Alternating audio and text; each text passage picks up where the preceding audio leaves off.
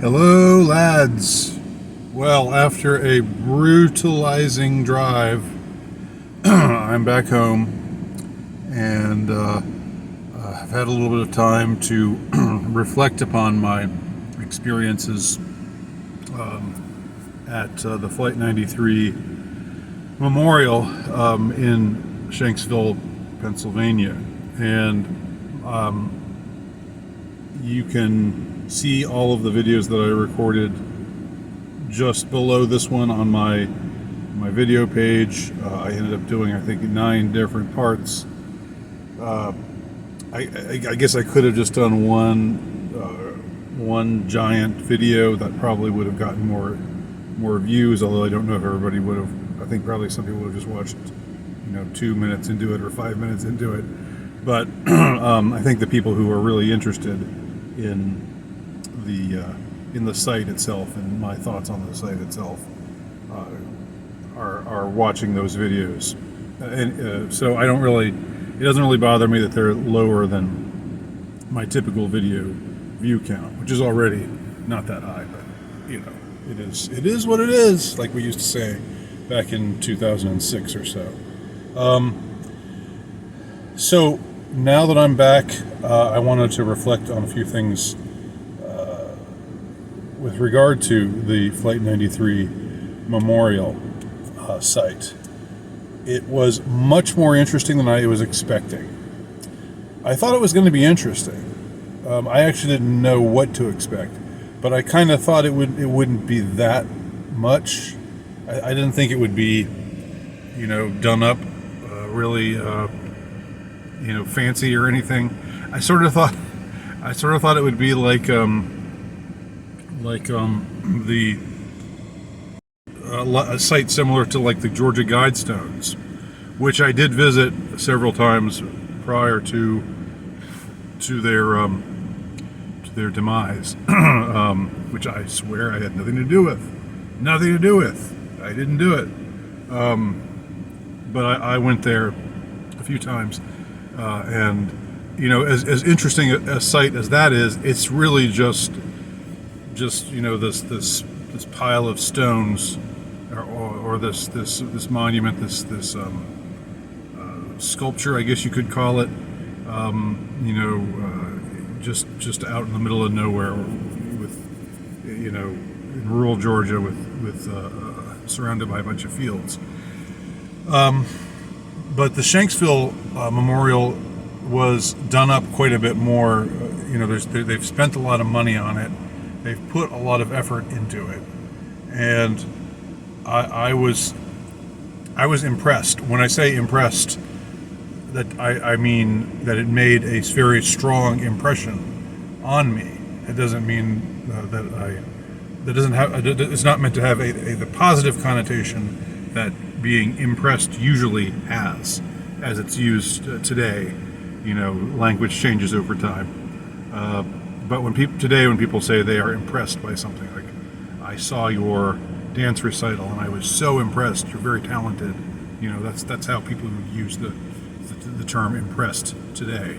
Well, I was impressed in that I had a very strong impression left upon me by what I saw and what I experienced.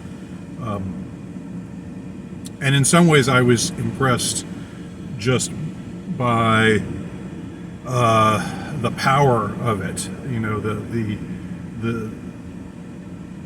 I think I commented on this several times while I was there, that I was definitely feeling something. There was something in the atmosphere as I was, walking along, on the black granite, next to the black granite wall.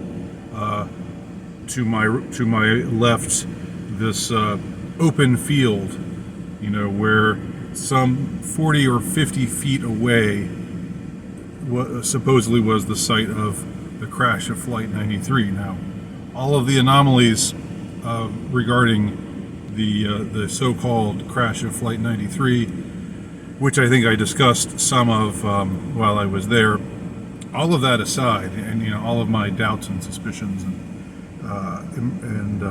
impressions of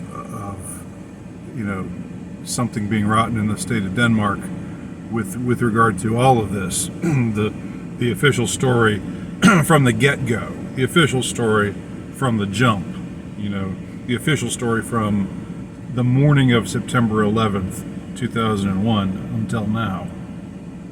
All of those, all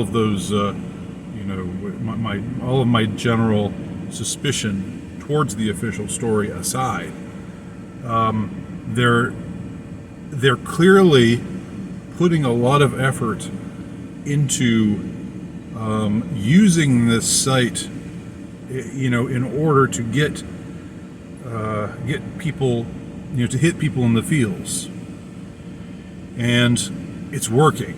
I mean, it works. When I was there, I felt things. I'm a scoffer. I'm a doubter. I'm unbeknownst to all of them, I was, thinking in my head, oh, come on, you're really still trying to sell this today, 22 years later? You're really still selling this let's roll business? But the answer is yes, they absolutely are. And they are doing it unabashedly, without apology, and, without nuance, without any, well, here's our answer to these objections. Some people doubt that this happened, but here's how we answer that. No. Sometimes the best way to dismiss people is just to ignore them. And, the propagandists probably know that as well as anybody, because this is their field. How to affect people, how to get how to win people's hearts and minds. This is their this is what they study.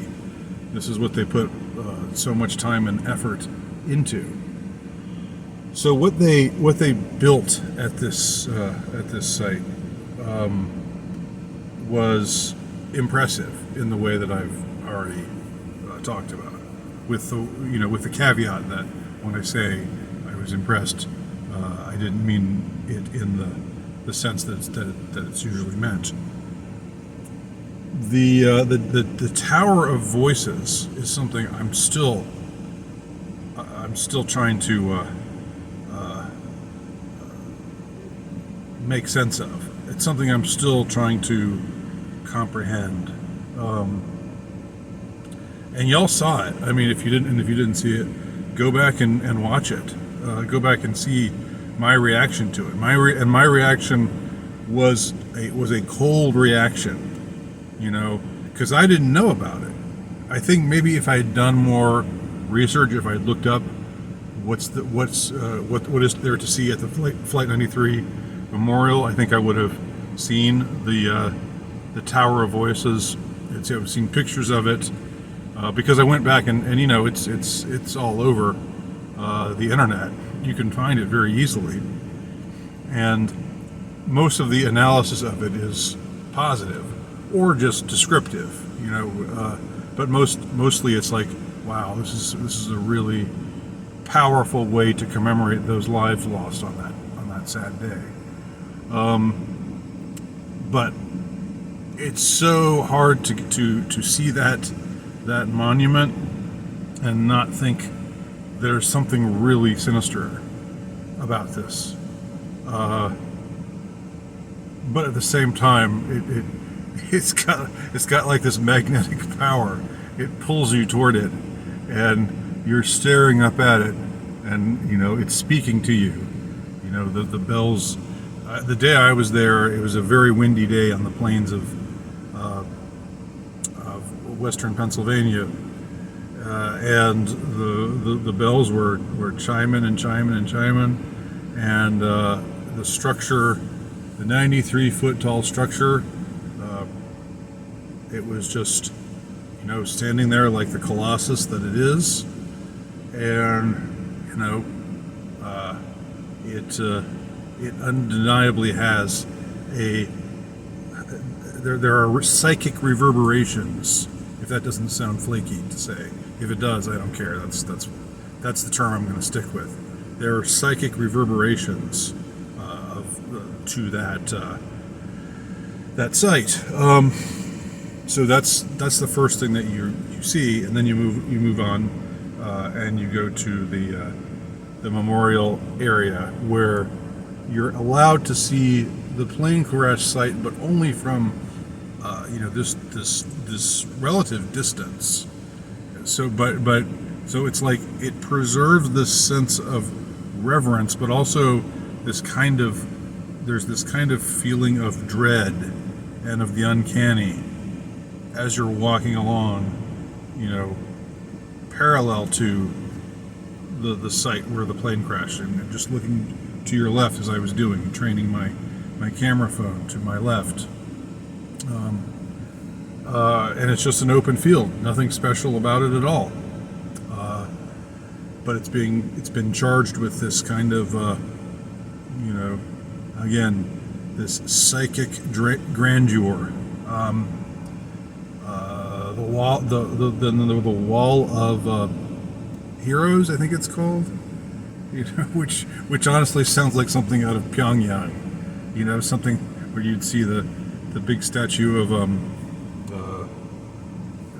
whatever his name is. I can't remember what his name is now, but the first president of North Korea, the gigantic statue of a man.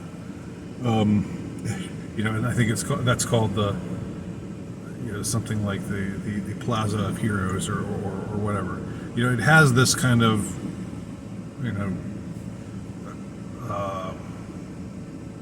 it has this aura of Sovietized or I don't know, this feeling of this is a place where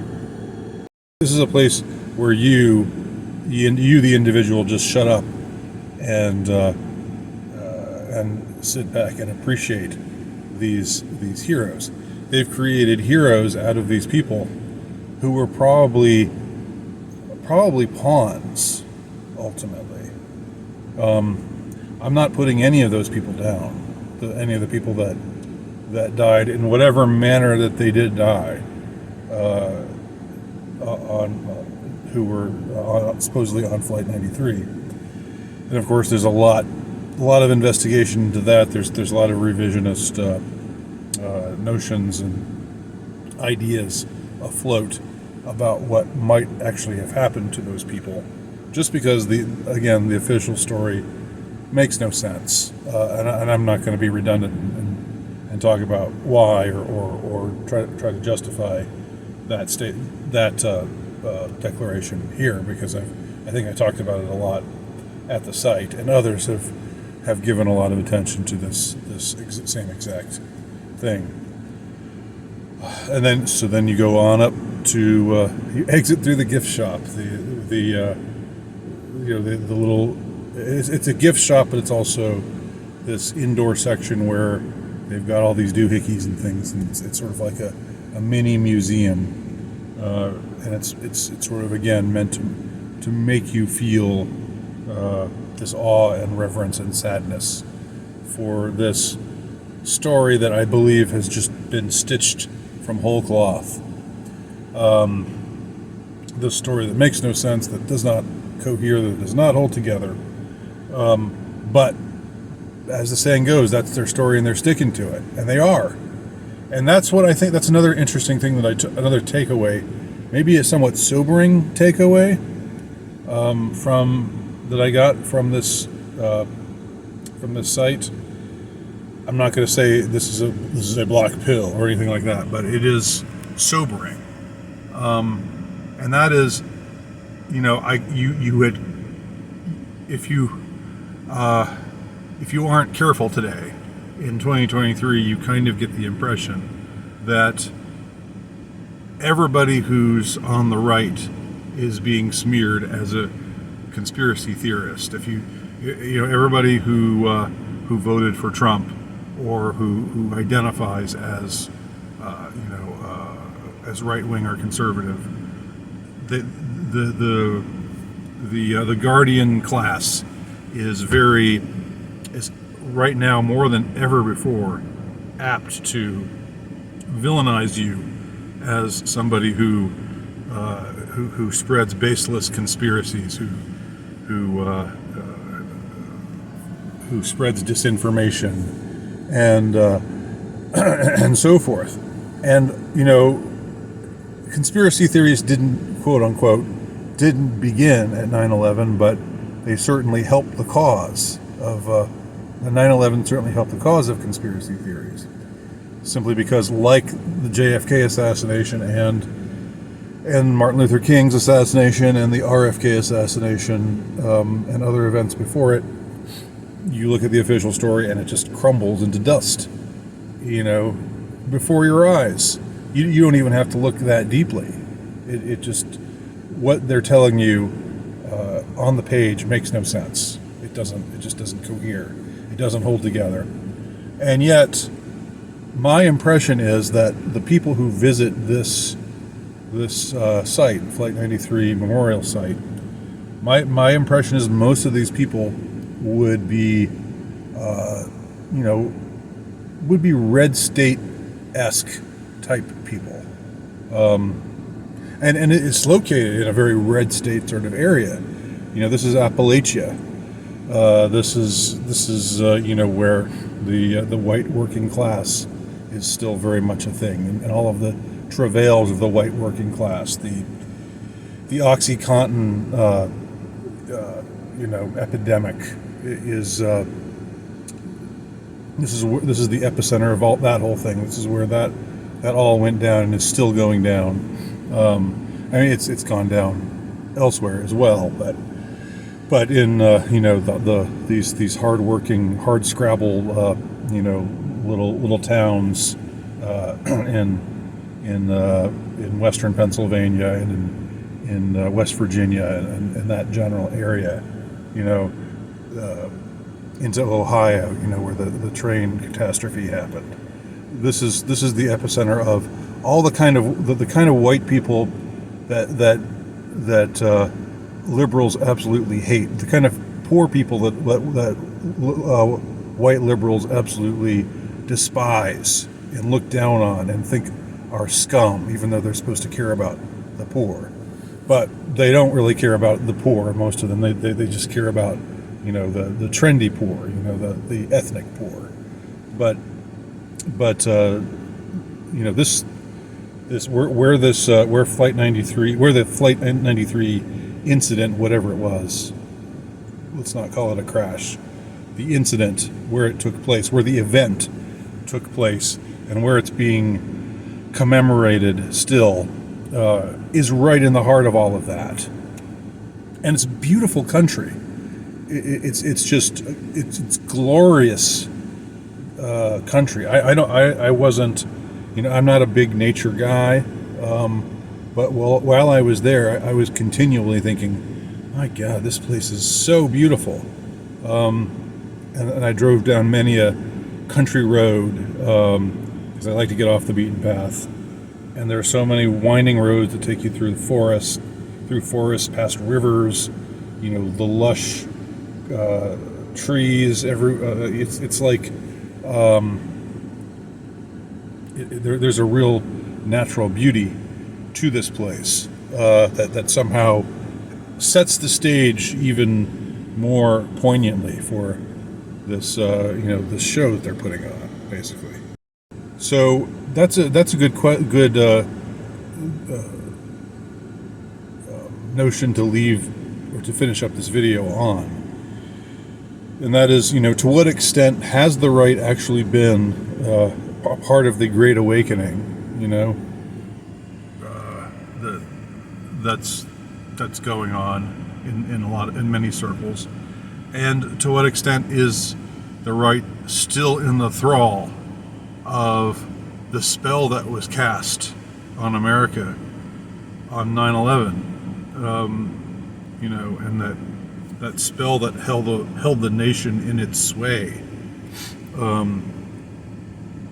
It was a kind of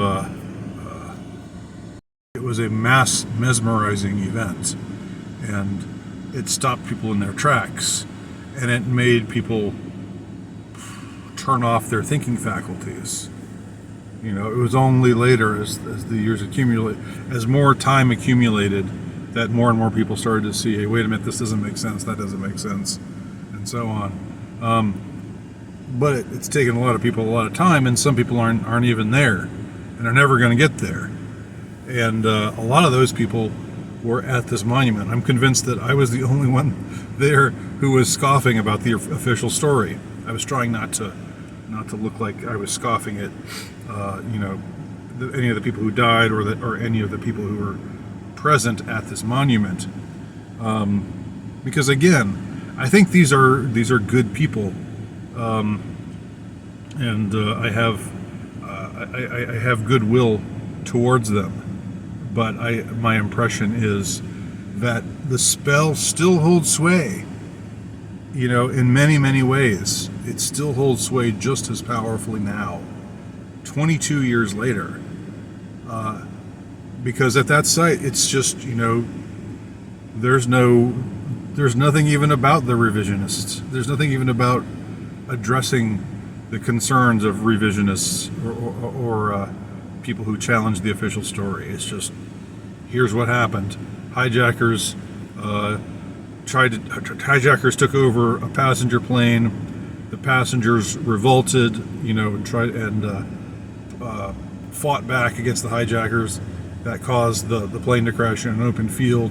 So the people who fought against the hijackers are now heroes, and they stopped probably a lot of other people from dying. It's a great story. Give them that. It's